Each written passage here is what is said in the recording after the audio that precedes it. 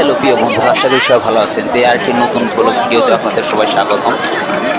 আমি গেছিলাম মেলায় ঘুরতে। মেলায় তো অনেক খাবার পাওয়া যায়, আপনারা তো জানেন ভালো করে। খুবই সুন্দর একটি মনোমুগ্ধকর মেলা, খুবই ভালো, অনেক সুন্দর। আমার ঘোরাঘুরি করতে অনেক ভালো লাগে। আপনাদের কেমন লাগে অবশ্যই কমেন্ট করে জানাবেন। আর যারা ভিডিও কে কোথা থেকে দেখছেন অবশ্যই কমেন্ট করে বলবেন।